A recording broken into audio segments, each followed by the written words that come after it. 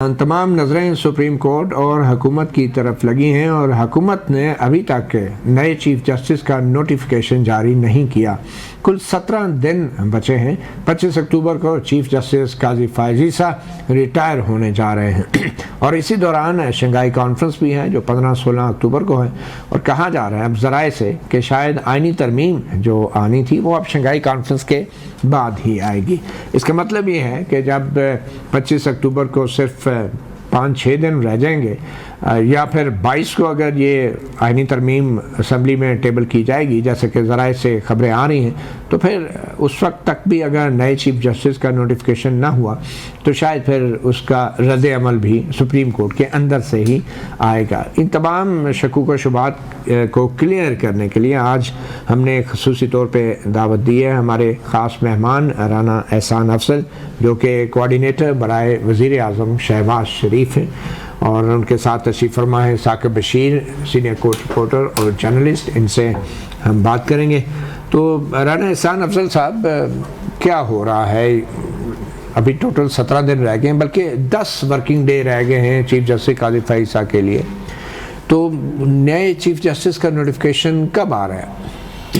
بسم اللہ الرحمن الرحیم۔ دیکھیں، جب ایک ورکنگ ڈے بھی رہ جائے گا، اگر اس دن بھی نوٹیفیکیشن جاری ہو جاتا ہے تو دیر تو نہیں ہوگی، بر وقت ہوگا وہ۔ تو میرے خیال سے ابھی 9 یا 10 ورکنگ ڈیز اگر پڑھیں تو کافی ٹائم پڑا ہے، انشاءاللہ وقت سے پہلے جو ہے وہ نوٹیفیکیشن آ جائے گا۔ رانا افضل صاحب، یہ اچھی طرح آپ جانتے ہیں کہ اس ملک میں جب آرمی چیف کے نوٹیفیکیشن کی بات آتی ہے تو ہر سویلین حکومت کی کانپیں ٹانگ رہی ہوتی ہیں اور کہا جا رہا ہوتا ہے کہ آرمی کا ادارے کی یکجہتی خطرے میں پڑ رہی ہے، کمانڈ کویسچن ہو رہی ہے۔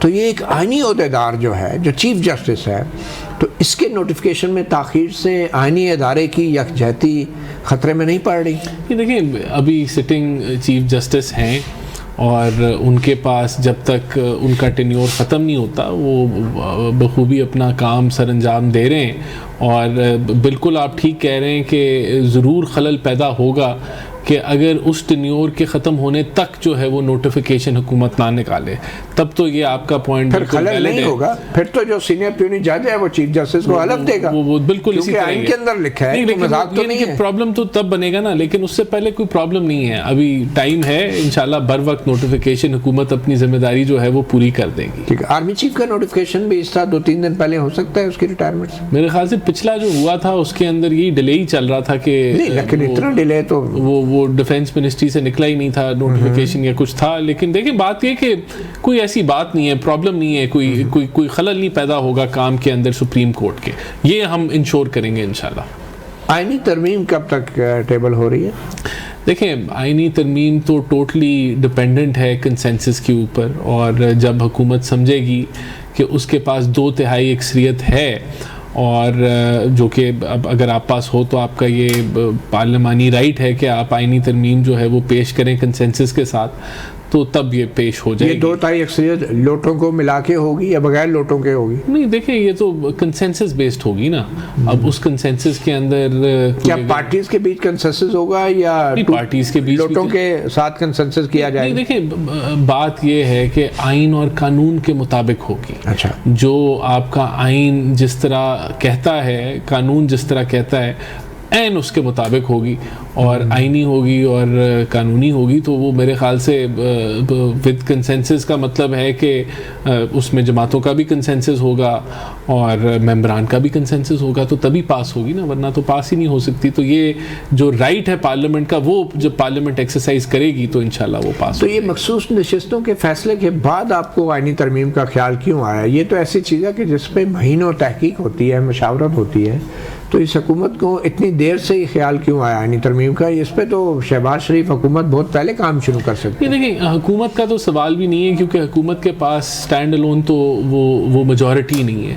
تو یہ کون کر رہا ہے اگر حکومت نہیں کر رہی تو؟ نہیں دیکھیں میں تو بتا رہا ہوں کہ کنسنسس بلڈنگ تو تبھی ہوگی نا جب مختلف جماعتیں ہمارے ساتھ ملیں گی تو وہ تبھی اس پہ ووٹ کریں گی جب وہ پی ٹی آئی کو بھی آپ نے رابطہ کیا ہے اعتماد میں لینے کے لیے؟ دیکھیں پی ٹی آئی تو اس وقت انتشار پھیلانے میں مصروف ہے، اس ملک کے اندر تقسیم کی سیاست کرنے میں مصروف ہے، اس ملک کی معیشت کو ڈی اسٹیبلائز کرنے میں مصروف ہے. ان سے وہ تو ان کے پاس تو یہ ٹائم بھی نہیں ہے کہ وہ فلسطین اور غازہ کے اوپر جو اے پی سی ہو اس کے اندر وہ شرکت کرے. تو ہماری طرف سے تو بالکل کوئی ایسی رکاوٹ نہیں ہے کہ ان کے ساتھ مشاورت ہو، لیکن ان کا یہ موڈ نہیں لگ رہا. اب یہ بتائیں کہ یہ جو ترمیم ہے اس کے اوپر بظاہر تو جو لیڈرشپ رول ہے وہ بلاول بھٹو پلے کر رہے ہیں، اور اب شہباز شریف صاحب نے تو اس پہ شاید اتنی بات کرنا بھی چھوڑ دیا ہے. اور بلاول بھٹو نے کچھ دیر پہلے ہی ایک انٹرویو میں ایک بات کی ہے، وہ میں آپ کو سنانا چاہتا ہوں. جی بلاول بھٹو کہہ رہے ہیں کہ منصور علی شاہ دیگر ججز کو کنٹرول نہیں کر سکیں. یہ کس قسم کا کنٹرول آپ کے اتحادی چاہ رہے ہیں؟ اس طرح کا کنٹرول جس طرح اسٹیبلشمنٹ آپ کو کنٹرول کرتی ہے، اس طرح کا چیف جسٹس اپنے ججوں کو کنٹرول کرے؟ کس قسم کا کنٹرول کی بات؟ میرے خیال سے ان کا مقصد ہے کہ جس ٹرانسپیرنٹ طریقے سے یا جس طریقے سے قاضی فائز عیسیٰ نے چلایا جو ہے وہ سپریم کورٹ کو، اس طریقے سے کوشش کی مینیج نہیں کر سکتے. یعنی کہ جس طرح ایک اچھی مینجمنٹ آپ کے خیال میں قاضی فائز نے کنٹرول کر لیا تھا؟ نہیں، میرا تو یہ خیال نہیں ہے. تو بلاول صاحب نے اپنا خیال بیان کیا ہے، یہ اس کی تشریح وہ بہتر کر سکتے ہیں، لیکن میرا خیال یہ ہے کہ وہ مینجمنٹ کی بات کر رہے ہیں. کوئی کنٹرول یا کسی کہیں تھپا تو نہیں لگانا. مینجمنٹ سے کیا مراد ہوتی ہے چیف جسٹس؟ یعنی کہ ایک جنرل سپریم کورٹ کو چلانا جو ایک چیف جسٹس. قاضی صاحب کی مینجمنٹ کیسی تھی؟ میرے خیال سے قاضی صاحب کی مینجمنٹ جو ہے وہ ٹھیک رہی ہے. ٹھیک رہی ہے؟ جی ٹھیک رہی ہے بالکل.